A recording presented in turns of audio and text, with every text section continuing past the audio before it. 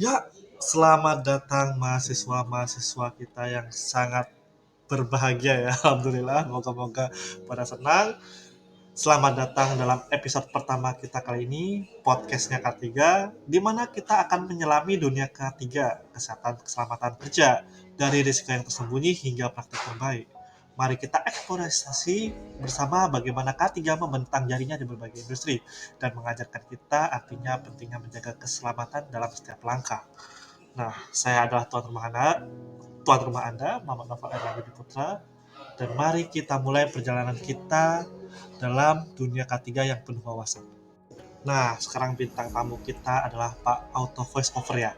Nah, selamat datang Bapak, selamat datang di podcast K3 saya. Bagaimana dengan Bapak? Sehat Pak? Waalaikumsalam, terima kasih atas undangannya. Saya adalah sebuah voice chat berdasarkan yang Anda buat, jadi tidak memiliki kesehatan fisik, tetapi saya siap untuk berbicara tentang K3 dengan Anda. Mari mulai podcast ini. Nah, Alhamdulillah ya Pak ya, Alhamdulillah. Nah, oke Pak, kita langsung tanya aja Pak. Menurut Bapak, apa itu PAK dan K3 di K3 itu? Dalam konteks K3 atau kesehatan dan keselamatan kerja, PAK atau penyakit akibat kerja adalah kondisi kesehatan yang timbul akibat paparan atau lingkungan kerja yang tidak sehat.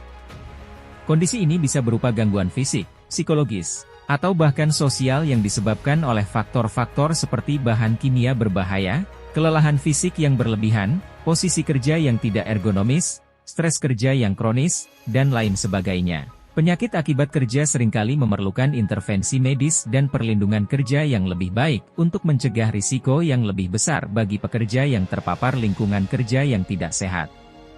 Nah, kalau K atau kondisi alat kerja mengacu pada keadaan dan kondisi fisik peralatan kerja. Memastikan K yang baik berarti menjaga peralatan kerja tetap dalam kondisi baik dan siap pakai. Ini termasuk pemeliharaan rutin, perbaikan, dan inspeksi reguler untuk mengidentifikasi dan mengatasi potensi masalah keselamatan. Keduanya sangat penting dalam konteks K3 karena pengelolaan yang baik terhadap PAK dan K dapat mengurangi risiko kecelakaan dan cedera di tempat kerja. Nah, kan menurut Bapak begitu ya. Terus, kenapa Pak kita perlu mempelajari hal tersebut? Kenapa kita perlu mempelajari penyakit akibat kerja dan kecelakaan akibat kerja di masa kuliah kita ya? Apa efeknya dalam dunia kerjanya buat mereka gitu? Pemahaman tentang penyakit akibat kerja, PAK, dan kecelakaan akibat kerja, K, sangat penting dalam masa-masa kuliah karena memiliki dampak yang signifikan dalam dunia kerja. Pertama, pengetahuan ini membantu calon pekerja untuk lebih memahami risiko yang mungkin mereka hadapi di lingkungan kerja.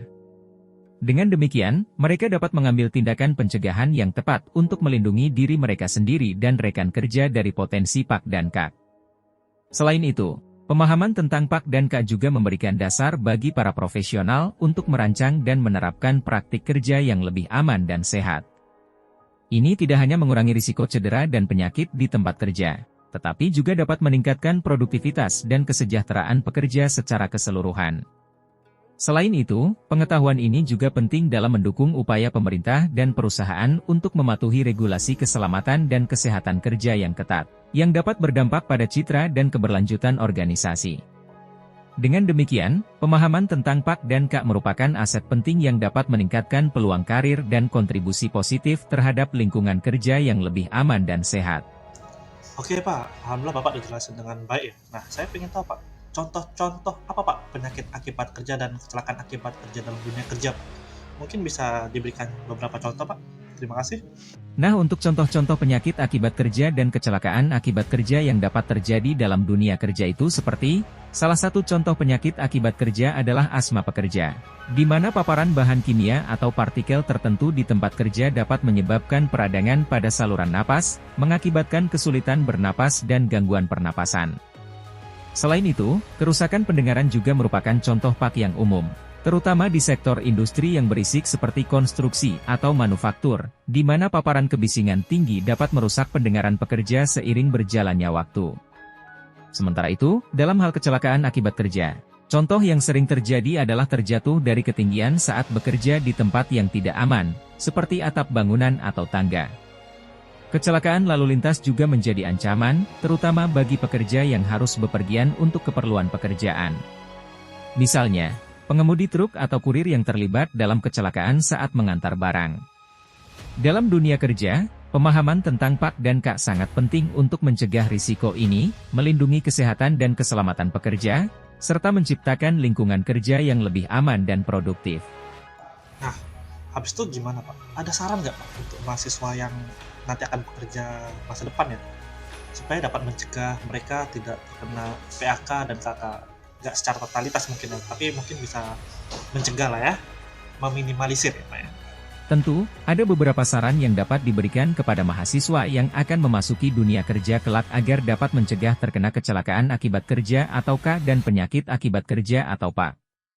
Pertama, penting untuk memahami lingkungan kerja yang akan dihadapi, termasuk potensi risiko dan bahaya yang mungkin ada.